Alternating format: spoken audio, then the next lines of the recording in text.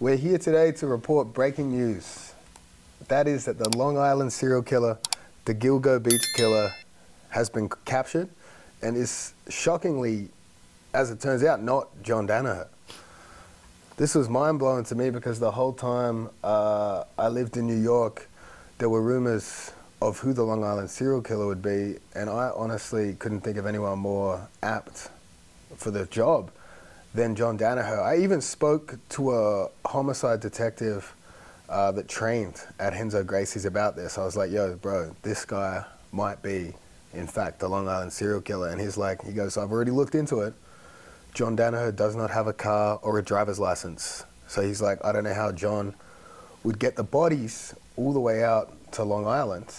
That was one of the things. But he did look at me very seriously and say, he goes, man, in the whole time John Danaher has been in New York, I've always been looking to see if I can find a rash guard at the scene of a crime. But he said he's never found it. I assume he was looking for it because he would hide that evidence, you know, like that's the sort of tight-knit community Renzo Gracie was. You know, if you were to commit a crime, we make that go away pretty quick. It's a pretty cool crew.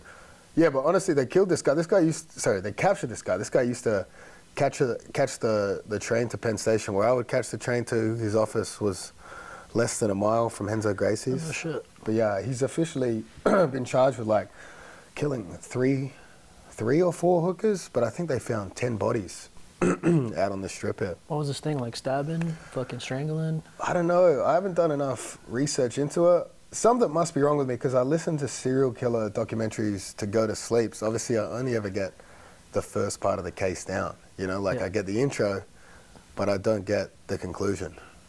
I think his nickname was like the Ripper or something. So like The Ripper. No, it was all right. So Long Island serial killer, Gilgo Beach killer, Craigslist killer. But yeah, this guy did some work. Yeah, it was so weird. I think it was some sort of weird, crazy thing where a girl called the police out on Long Island. It's like a prostitute saying she was being attacked by a guy. She ran off into the woods, disappeared.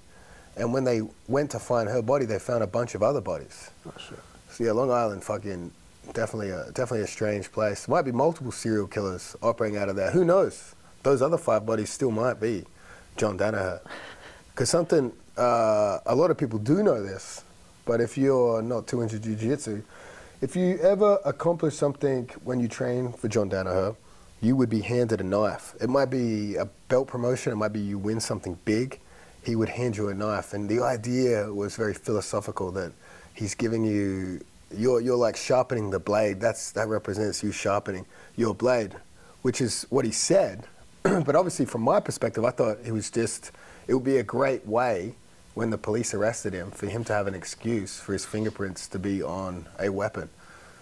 That's sort of the level I think he operates at. But yeah, again, it wasn't John Danaher. It was an architect that worked in New York. I don't know why. I watch true crime like a fucking 15-year-old single woman. You know what I mean? Like I'm in deep on it.